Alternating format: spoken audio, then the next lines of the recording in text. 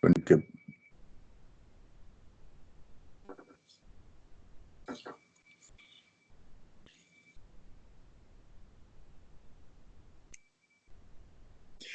él es Juan Fernández, ha estado varias veces en el programa, cada vez que queremos consultar algo de petróleos de Venezuela, lo llamamos. Ha sido alto ejecutivo en varias de las empresas y en varios de los puestos que tienen que ver con PDVSA.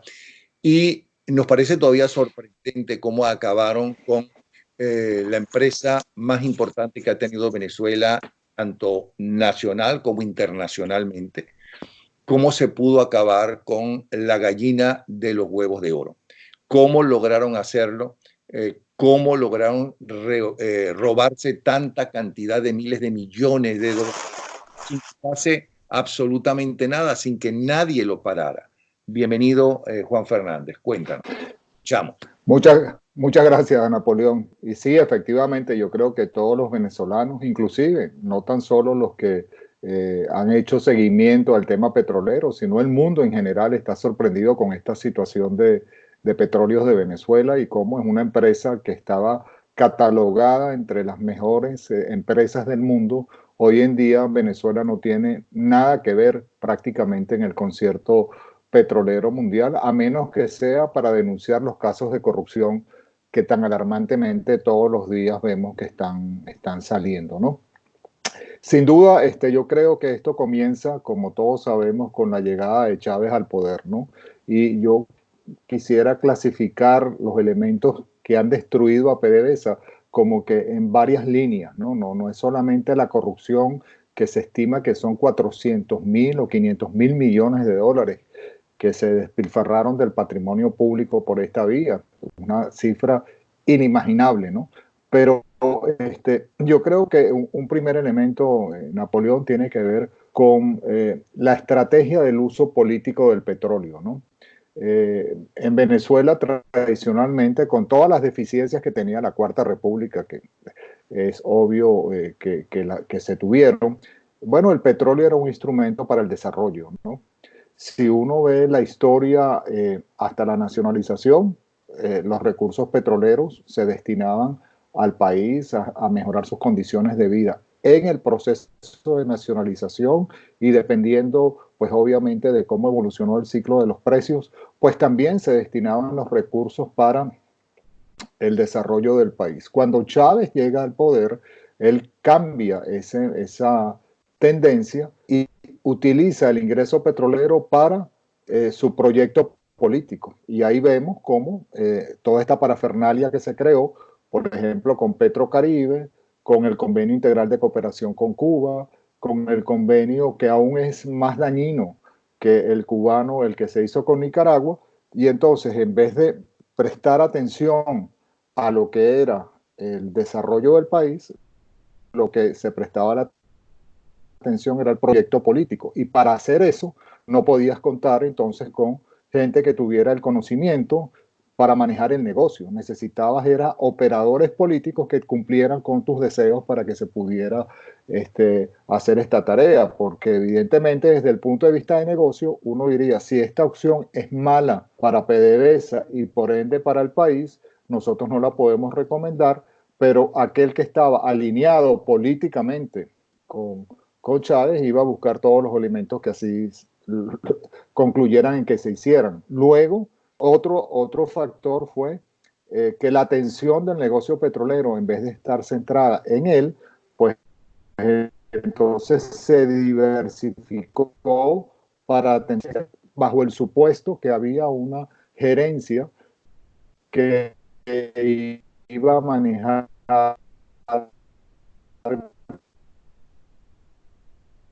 con transparencia. Entonces, estas dos cosas nos llevan a que hubo, bueno, digamos, ese conflicto entre el personal profesional que entendía lo que era el negocio petrolero y esta tendencia política que es marcada por Chávez. ¿Y qué llevó? Ah, bueno, como yo tengo el poder, entonces voto a la calle a 22.000 personas que eran años de conocimiento, de inversión que el país había hecho en nosotros para el negocio petrolero, y me quedo con aquellos que van a ser leales a mi causa. Recuerdo mucho las palabras del difunto Alí Rodríguez Araque cuando en una oportunidad me dijo que ellos llevaban 40 años para llegar al poder y que si tenía que haber sangre, sangre habría, porque ellos no iban a renunciar a dejar el poder, ¿no? Entonces ya por ahí te indica cómo es la tendencia y qué era lo que estos señores iban a hacer. Entonces de ahí en adelante, pues la estructura de Petróleos de Venezuela, en vez de servir para el país, sirve para, ya digo, para este propósito político. Y empiezan, bueno, una serie de derivadas, empezando por los nombramientos de la junta directiva de personas sin calificación, la gestión que vemos a partir de Rafael Ramírez, que es uno de los mayores responsables sobre la corrupción que ha ocurrido en Petróleos de Venezuela y su destrucción, que hoy anda con la cara muy lavada, dando declaraciones desde el exterior, pero que ayer en una noticia que se divulgó, 4.500 millones de dólares, él está involucrado en ellos, es este famoso caso de los bolichicos, etcétera, que ahora explicaremos un poco en qué consiste. Y bueno, entonces él en esa situación, además de ser presidente de PDVSA, era ministro de petróleo. Es decir, él o sea, que él investigaba a sí mismo. Exactamente, él se cobraba y se daba el vuelto. Si yo tenía que, y eso fue uno de los conflictos que nosotros, por ejemplo, tuvimos con el caso del suministro a Cuba. Cuba era un cliente que tenía unas condiciones que fueron impuestas por el Ejecutivo para venderle y suministrarle petróleo. Pero si esas condiciones no se cumplían desde el punto de vista de negocio, ¿qué tú hacías? Bueno, mire, yo no le puedo suministrar, usted no me está pagando.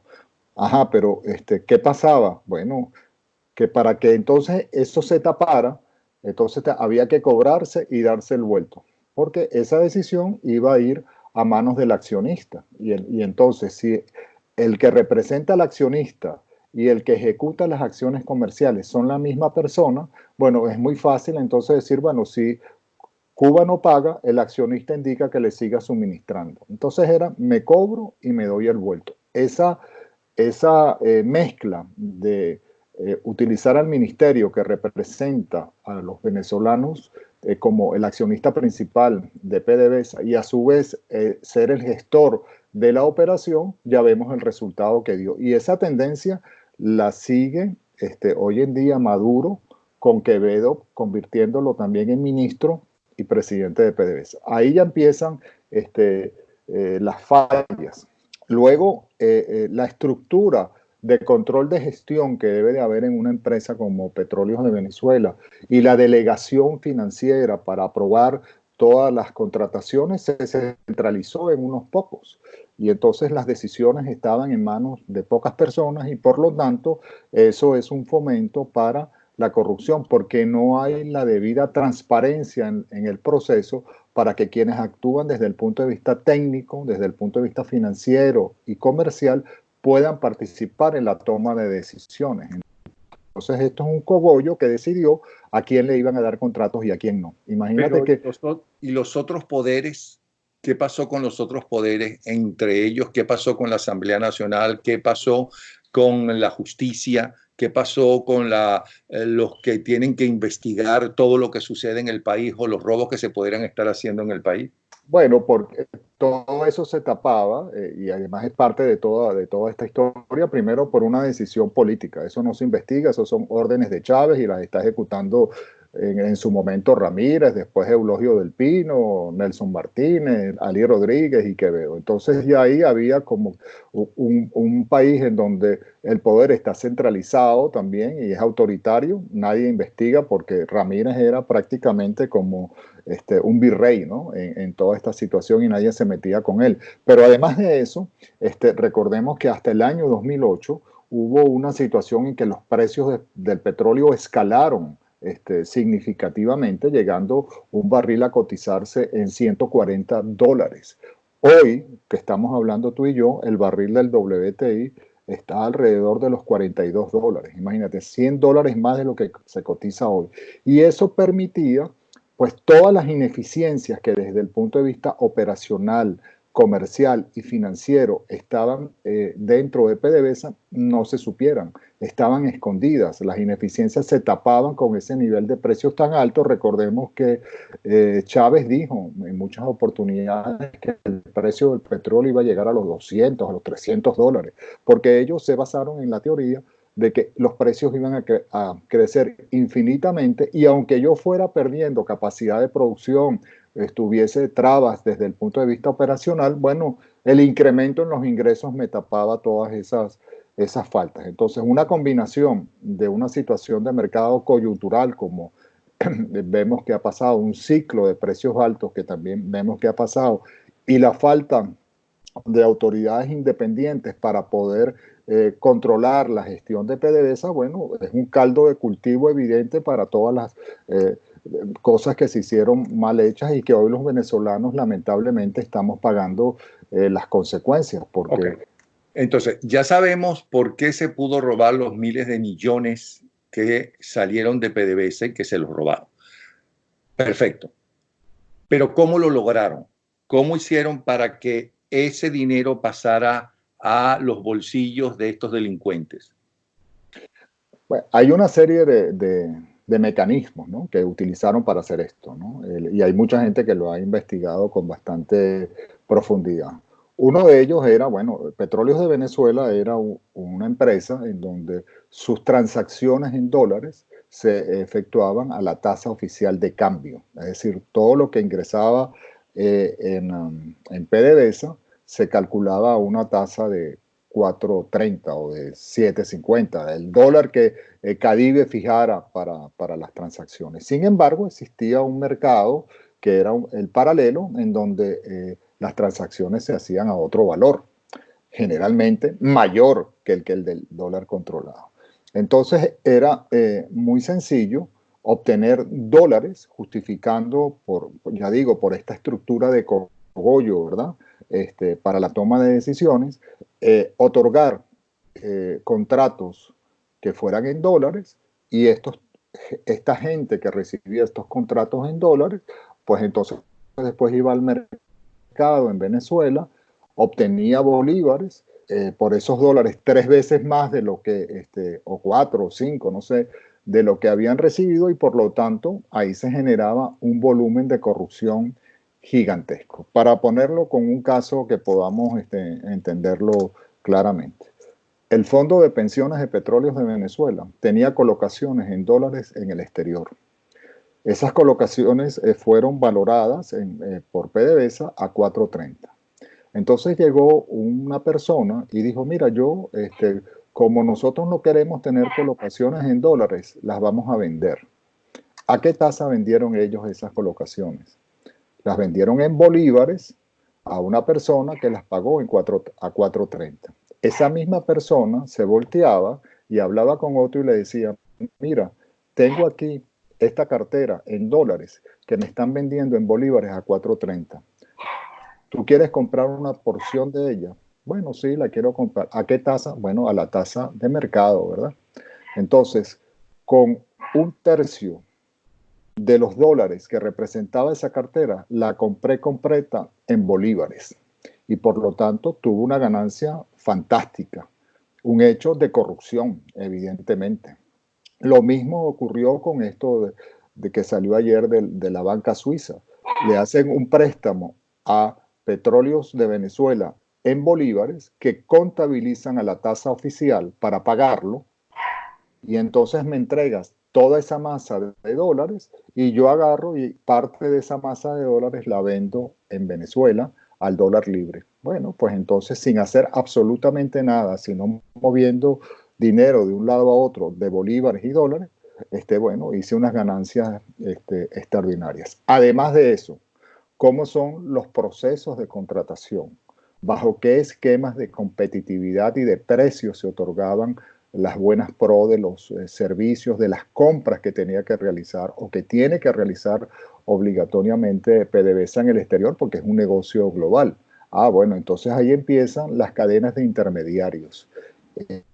Empresas de maletín, empresas que no tienen ninguna sustancia para poder comprar, pero que son intermediarios que consiguen los contratos. Entonces, ahí empiezan una serie de comisiones y tarifas a pagarse por gestiones que aparentemente son para realizar una compra, pero que en el fondo, como se ha descubierto, y de hecho aquí en Houston hay unas personas que están siendo acusadas y formalmente por investigaciones de corrupción aquí en los Estados Unidos que hicieron ese esquema, comisiones pagadas para poder efectuarle ventas de bienes y servicios a PDVSA a través de una cadena de empresas que lo que hacían era repartir comisiones entre los diferentes funcionarios e involucrados alrededor de estas operaciones.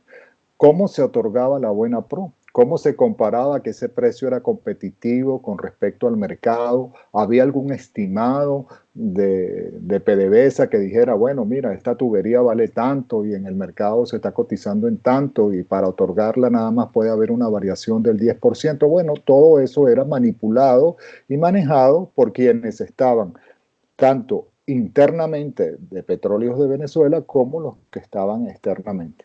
Y para eso, bueno, entonces en el mundo externo crearon una serie de compañías.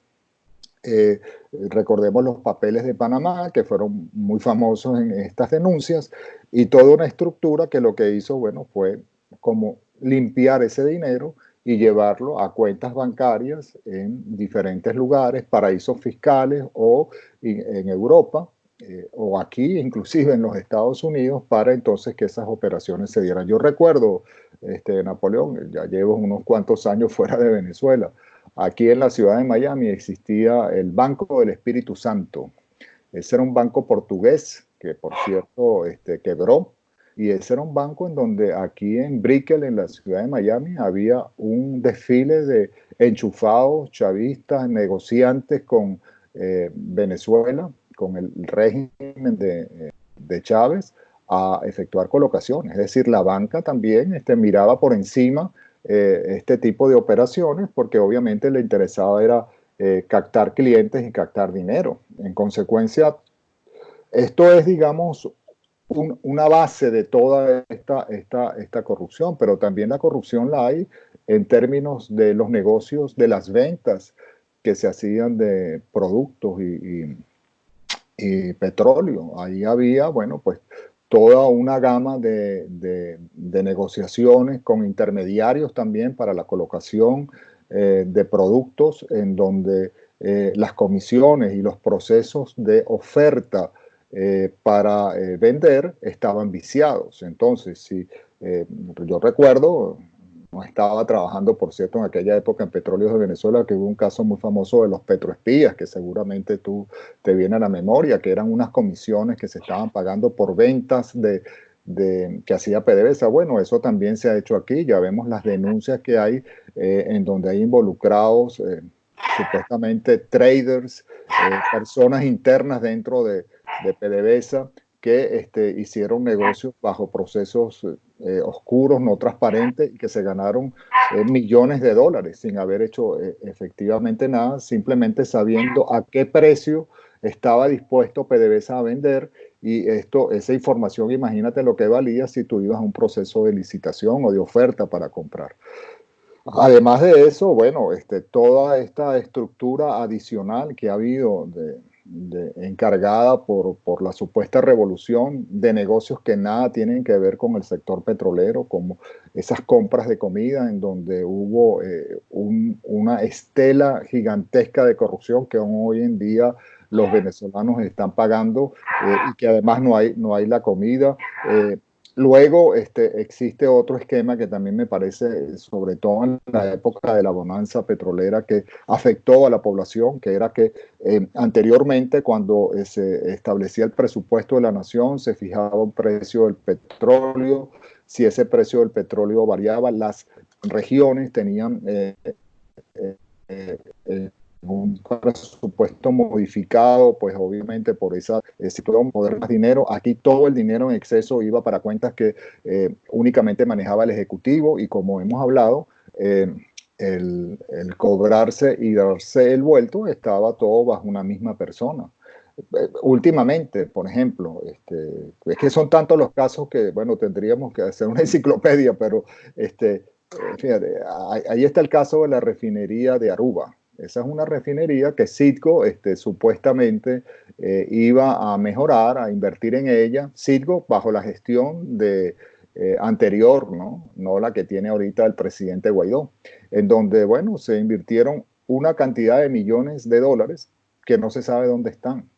Se pagaron una serie de comisiones que, ¿a quién? A unos cuantos. Entonces, inclusive, hasta afuera de las fronteras de Venezuela, los hechos de corrupción se aplicaron porque no había ningún mecanismo de control, no había ningún interés tampoco en ejercerlo, porque todo esto al final del día es como un botín que se están repartiendo unos cuantos, y entonces mientras estén repartiéndose, bueno, todo el mundo se calla. Cuando se deja de repartir es donde empiezan a chillar, porque este es un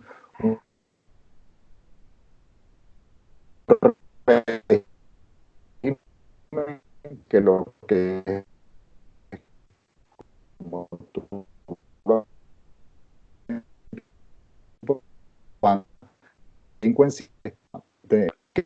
dentro de todo tema de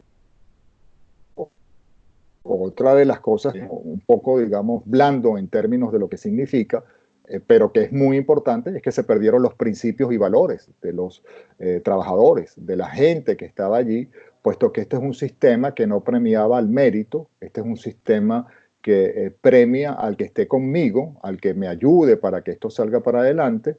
Inclusive lo estamos viendo hoy en día con este nombramiento de esta supuesta junta reestructuradora. ¿Quiénes de los que están allí en esa junta reestructuradora tienen una demostración evidente de que conocen del negocio petrolero? Tarek El Aizami, Vladimir Padrino, Quevedo, ninguno de ellos sabe nada del negocio petrolero. Y Asdrúbal Chávez, que fue nombrado también en esa comisión, bueno, pues su historial es muy oscuro. Ese es un individuo que estuvo a cargo de actividades muy importantes dentro de Petróleo de Venezuela y que fue eh, eh, cómplice, si lo podemos llamar de esta manera, en todas estas atrocidades que se han cometido contra la empresa petrolera venezolana. Yo creo que esta situación que ha ocurrido con esta historia, que debe ser una lección aprendida para los venezolanos en relación a Petróleos de Venezuela, y cómo cuando existe un monopolio estatal en donde no hay un contrabalance, pues el daño que se le puede hacer al país es infinito, y eso es lo que ha ocurrido. Por lo tanto, ahora que uno piensa en la posibilidad de que pueda haber una luz al final del túnel y que Venezuela pueda obtener de nuevo un sendero de democracia, de contrabalances de poder, de libertades, el modelo del negocio petrolero no puede volver a ser bajo el esquema de que hay un monopolio estatal de una empresa que es la que hace todo. Nosotros necesitamos tener contrabalances, necesitamos, además de la participación privada, nacional e internacional en el negocio, que no vuelva a ocurrir una situación como esta. Debemos de hacer todo, inclusive estratégicamente. Ya no estoy hablando solamente desde el punto de vista de eficiencia económica, de negocio, de oportunidades, no. Desde el punto de vista como país, que nos vuelva a ocurrir una situación como esta, porque simplemente el ingreso de Venezuela, que ha dependido en grado sumo del sector petrolero, es un monopolio del gobierno, en donde, como si fuese un señor feudal, el que esté encargado de la presidencia decide lo que va a hacer con él. Eso es algo que los venezolanos no podemos aceptar, y por lo tanto yo espero y aspiro que, como ya digo, en este proceso de cambio que mediante vamos a tener, se entienda que el modelo petrolero venezolano tiene que ser diferente. Es más, tiene que ser un modelo energético. La ventana del petróleo está reduciéndose día a día. Hay mucha tendencia global, y eso lo ve todo el mundo, a que hay que utilizar energías alternativas y que sean más amigables con el ambiente. El petróleo venezolano, en lo que se refiere a sus mayores reservas, que son las de la faja del Orinoco, es un petróleo bastante costoso y que necesita de procesos de mejoramiento muy importantes para hacerlo comercialmente viable. Y una empresa con esta con este cáncer que heredamos de la supuesta revolución, es muy complejo que pueda atender rápidamente a las necesidades que el mercado podría tener con respecto al suministro venezolano y por lo tanto el diseño de la estrategia energética del país tiene que pasar por una apertura total. Yo no digo que en las primeras de cambio no tengamos la necesidad de apoyarnos en la infraestructura física que tiene Petróleos de Venezuela, que no haya gente dentro de las personas que están trabajando dentro de Petróleos de Venezuela que tengan una orientación profesional y técnica que hay que aprovechar, pero el modelo no puede ser el que nosotros vivimos en el 2002, el modelo no puede ser el que vivimos hoy en día. Aquí tiene que haber, ya digo, un mecanismo en donde haya la competencia y eso nos permita, como tú bien señalabas antes, que haya la posibilidad de poder medir la gestión, de poder decir, ah, bueno, estos están otorgando estos beneficios, ¿por qué esta no está otorgando esto? Que yo pueda establecer comparaciones, que pueda hacer indicadores de gestión, que pueda medir la eficiencia y que diga, bueno, mire, lo que está pasando con Petróleos de Venezuela es que descaradamente esta gente no está produciendo lo que debe, no está generando lo que debe. Y te digo, si hablamos de los socios, por ejemplo, en términos de lo que hoy en día tiene Petróleos de Venezuela, específicamente con el otorgamiento que está dando cada vez más de áreas y de concesiones a las empresas rusas, ¿qué conoce el país de cómo se está otorgando eso? ¿Cómo sabemos los venezolanos qué es lo que está recibiendo Venezuela por el otorgamiento de estas áreas? Absolutamente nada, y eso no puede ser. Entonces yo digo, el modelo tiene que cambiar para minimizar la corrupción, para poder generar una economía diversificada, para poder tener un país que se inserte en el concepto de energía. La industria petrolera venezolana se tiene que integrar con la industria eléctrica, con la industria petroquímica, pero realmente, no de palabras, sino realmente con condiciones que lo puedan hacer, porque eso es lo que está haciendo el mundo.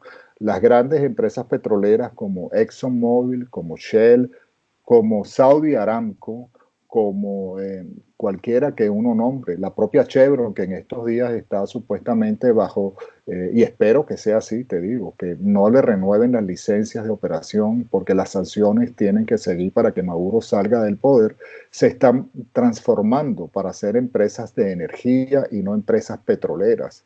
BP ya acaba de señalar que será una empresa que en los próximos años no va a emitir emisiones. Entonces, nuestro modelo económico, energético, necesariamente pasa por un cambio, por además adquirir el conocimiento que hay en la diáspora de los venezolanos que están afuera. Esto no es un tema, como escuché en tu programa con Humberto Calderón Berti, esto no es un tema de edad, esto es un tema de visión que hay sobre el país, sobre lo que es el mundo de la energía y que ahí debemos de concurrir todos los que podamos aportar con conocimientos, pericias, honestidad, trabajo, para que Venezuela se transforme y este capítulo tan desastroso de nuestra historia sea verdaderamente una lección que hayamos aprendido como país y hagamos todas las correcciones necesarias para que no se vuelva a despilfarrar el ingreso en este periodo de 20 años que es mayor que el que había recibido la República desde que se fundó. Y hoy en día somos un país pobre, un país lleno de miseria, un país sin industria petrolera realmente que tiene que estar importando gasolina y combustibles para poder manejar y para que los carros y los camiones en Venezuela anden. Eso es algo que no debe de volver a ocurrir y en eso debemos, ya digo, aprender. Y aquellos que han robado el patrimonio público, que se han enriquecido, no me importa de dónde sean ni quiénes sean, pues tienen que ir a atender a los tribunales, a la justicia, a explicar, y si allí la justicia determina que son culpables, bueno, cumplir con las sentencias y las penas que se impongan, y sobre todo, me gustaría que gran parte de ese dinero que se robaron a los venezolanos retorne al país de una manera transparente, con un objetivo claro y preciso, porque fueron miles de millones de dólares, miles de millones de dólares. Para lo cual la justicia no debe depender de los intereses de los partidos políticos y menos del que está en el gobierno de turno, sino que debe ser lo más independiente posible. Pero estás hablando como si Petróleos de Venezuela, como si PDVSA no está eliminada, no está acabada, y de repente dice que hay que comprar gasolina porque no se produce ni siquiera eso en Venezuela. ¿Está acabada o no está acabada? PDVSA finalizó. PDVSA puede recuperar parte de la gloria que tenía, o ya es demasiado tarde y hay que hacer otra industria. Yo creo que estamos en una situación bastante difícil de poder recuperar a PDVSA, ¿no? Me parece que el daño que se ha hecho es ya prácticamente mortal, ¿no? Eso no quiere decir que uno no pueda, como ha ocurrido en otras situaciones, ¿no? Y sobre todo desde el punto de vista empresarial, que uno pueda levantar, ¿no? Una compañía. Pero las necesidades que se requieren sobre todo porque tú tienes que considerar el entorno donde estamos. Aquí hay una ventana relativamente pequeña en tiempo. Cuando digo relativamente pequeña en tiempo, no estoy hablando de que el petróleo se va a dejar de consumir en 3 años. No, una ventana relativamente pequeña de tiempo para el sector petrolero son 20, 25 años. Entonces, eso requiere de inversión, requiere de mercado, requiere de técnicos, requiere de actividades comerciales, requiere de tecnología, de investigación y desarrollo. Y en este momento, Venezuela, con todas las necesidades que tiene, no puede pretender tener una empresa petrolera que absorba recursos que en jerarquía son más importantes para resolver los problemas de salud, de educación, de vialidad, de comida, que meter dinero en un sector que hay otros que más eficientemente lo pueden realizar y que de esa manera pues contribuyan más rápidamente a salir de la crisis. Entonces, eso quiere decir que PDVSA, en algún sentido, es necesaria en este proceso de cambio, se tiene que ser redimensionada. El tema de, por ejemplo, de lo que estamos hablando de las refinerías es un tema bastante complejo que requiere mucho dinero, entonces va a haber que jerarquizar qué refinería voy a poder arreglar para satisfacer las necesidades internas, no como teníamos antes, un modelo que podía exportar combustibles al exterior, y esa capacidad que queda, digamos, sin poder arreglarse, bueno, habrá que transferírsela al sector privado nacional internacional para que venga. La explotación de reservas en Venezuela de crudos livianos, medianos e inclusive las que están hoy en día que se pueden explotar de la faja en los mejoradores que están ubicados en el área de José, en el oriente del país, bueno, van a requerir grandes esfuerzos del sector privado. PDVSA no tiene la capacidad para hacerlo.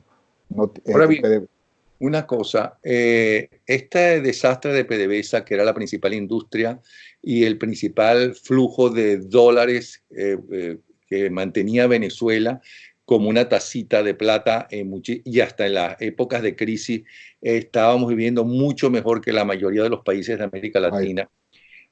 Esto se logró solamente porque llegaron al poder una cantidad increíble de ladrones y apátridas que le importó un comino al pueblo, o que además esos ladrones y apátridas son unos incapaces que no supieron robar, pero no hundir la industria para seguir robando indefinidamente.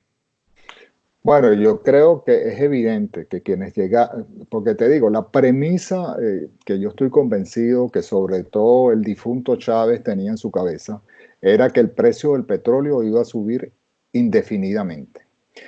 No se dieron cuenta que el mercado, de esto se burlan muchos de los que están en esta supuesta revolución, la mano invisible, que te recuerdas que hablaban muchas veces de esas cosas, que eso era una broma. Bueno, la mano invisible consiguió una solución y cambió la estructura de oferta del mercado petrolero cuando los Estados Unidos, en base a investigación y desarrollo, hizo que reservas que no se contaban se iban a poder producir, resulta que se están produciendo. Y hoy en día los Estados Unidos es el primer país productor del mundo y está exportando volúmenes de crudos livianos y medianos. A la gente que estaba al frente de PDVSA y de estas actividades, lo único que le preocupaba era mirar para sus bolsillos. Ellos no estuvieron viendo el mercado, no estuvieron viendo cómo evolucionaba, se engolosinaron pensando de que los precios iban a ser altos y que por lo tanto, ¿para qué preocuparse? Y además, bueno, hemos recibido 80.000 millones de dólares de los chinos. Recordemos que eso fue un financiamiento que recibimos.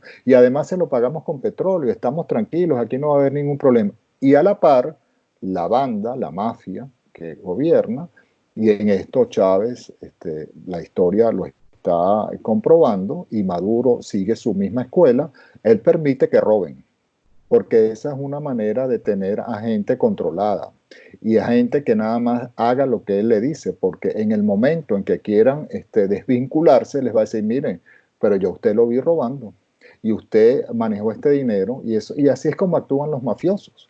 Entonces, una mala gerencia petrolera que no vio un mercado que cambió estructuralmente, bueno, le dio una trastada, una patada a ese modelo que nos impuso la revolución chavista de depender en grado extremo del ingreso petrolero, descuidando todo lo demás. Ahora, todos estos delincuentes, tanto los que se llaman bolichicos como los otros delincuentes que no están señalados como bolichicos, no nacieron cuando Chávez llega al poder. ¿Dónde estaba y dónde aprendieron el negocio Ali Rodríguez Araque, Rafael Ramírez, Quevedo, Padrino, Tarek El Aizami, Asdrúbal Chávez?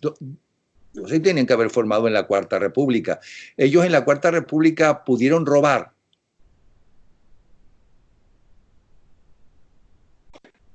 Bueno, Ali no lo cogió miembro de la sociedad del extinto Nacional. Hay otros los proyectos de la apertura. A mí me tocó conjuntamente con otros compañeros presentar el proyecto Hamaca, por cierto, donde hoy está operando Chevron, que se llama Petropiar. En ese momento, Ali Rodríguez Araque del tema petrolero no sabía absolutamente nada. Lo que él decía en esa comisión era que el hecho de que nosotros hubiéramos puesto en los contratos la posibilidad de ir a un proceso de arbitraje era anticonstitucional y que él iba a ir al Tribunal Supremo de Justicia a objetar eso. Luego, además, decía que no era un objetivo de Petróleos de Venezuela estar haciendo este tipo de contratos, sino que esto era una responsabilidad del ministerio, etc. Eso es lo que yo conocí que él sabía de petróleo. Más allá de eso, nada.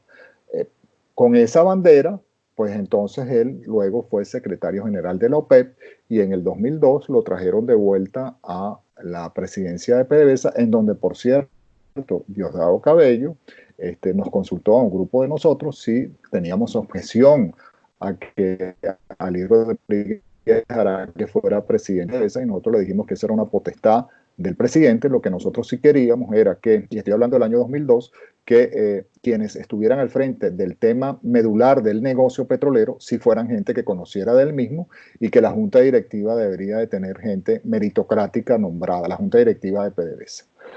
Entonces, del tema petrolero, Ali Rodríguez Araque quizás lo que más sabía era volar oleoductos, que fue lo que hizo en bastantes oportunidades cuando estaba en la lucha en la montaña.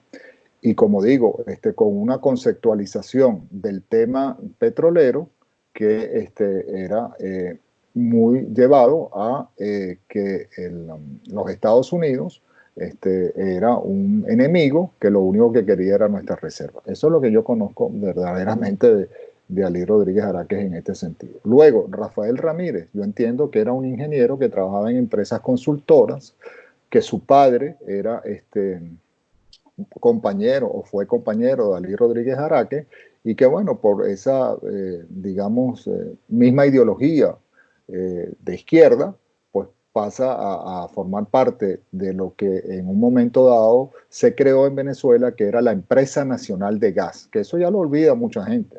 Rafael Ramírez supuestamente iba a ser el promotor para que en Venezuela se gasificara y que hubiera gas por tubería en todas las ciudades del país. No, y que y iba a llegar hasta Argentina, ¿no era? O hasta Brasil. Hasta exacto, que iba a haber gasoducto, que íbamos a tener y además con la participación del sector privado. Y entonces lo nombran ministro y presidente de PDVSA, y de ahí en adelante, pues entonces como vemos todo el desastre que ha ocurrido, porque son muchos los casos que han pasado tras su gestión. Me imagino que en todos esos años que estuvo allí, de ir a tantos lugares sobre el tema petrolero, debe haber aprendido algo. Su formación es de ingeniero, debe haber tenido también tú sabes, una base, ¿no?, para entender cierta parte operacional que tiene. Los bolichicos tampoco nacieron cuando llegaba Chávez al poder. ¿Dónde estaban y qué hacían? Ya hacían negocios con el Estado en la Cuarta República, aunque no robaran tanto, ¿o de dónde salieron? Bueno, de los bolichicos yo sí te puedo decir que no conozco que ellos tuvieran relaciones con la PDVSA de la Cuarta República. Por sus apellidos, sus padres parece que sí estuvieron ¿no?, una relación importante, pero que yo recuerde, Derwick no era una empresa de las cuales se trabajaba, ¿no?, en la industria petrolera, como tampoco con alguno de los que posteriormente han sido nombrados allí. Yo no los recuerdo como empresarios petroleros. Lo que parece más bien eran empresas de maletín. Recordemos, mira, Chávez llegó a destruir y Maduro, lo que era la pequeña y mediana empresa que le suplía servicios a la industria petrolera. En el lago no hay lanchas, y las lanchas necesitaban reparaciones, y esas reparaciones las hacían muchas de estas empresas. Todas esas empresas se acabaron. Ahí todo este proceso que tenía la industria se destruyó y se sustituyó por estos casos en donde, bueno, como vemos, la corrupción era el norte, ¿no?, de estos negocios. Pero ya te digo, con los bolichicos, no. Eulogio del Pino y Nelson Martínez, que también estuvieron al frente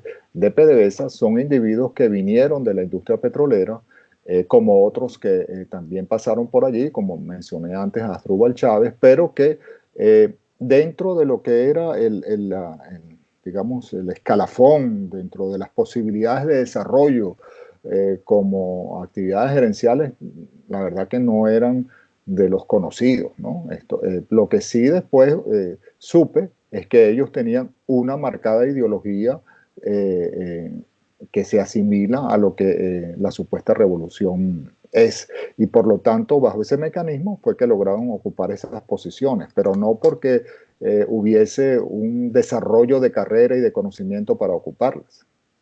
Entonces esto es, en resumen, ¿no?, la vergonzosa historia de lo que la llamada revolución, que no es ninguna revolución, la involución bolivariana ha hecho, no solamente con la industria petrolera, de la cual vivían los venezolanos, más el trabajo individual, sino de todo el país, porque lo mismo puede hablarse de la siderúrgica, de la petroquímica, del campo, de la ganadería.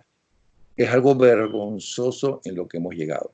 Pues muchísimas gracias, Juan Fernández, por este resumen que debería ser conocido, pienso yo, para los nuevos jóvenes que van a entrar en los próximos años y décadas en las escuelas en una Venezuela democrática, para saber qué es realmente la revolución y qué fue realmente la involución bolivariana, para que no se repita nada ni remotamente semejante.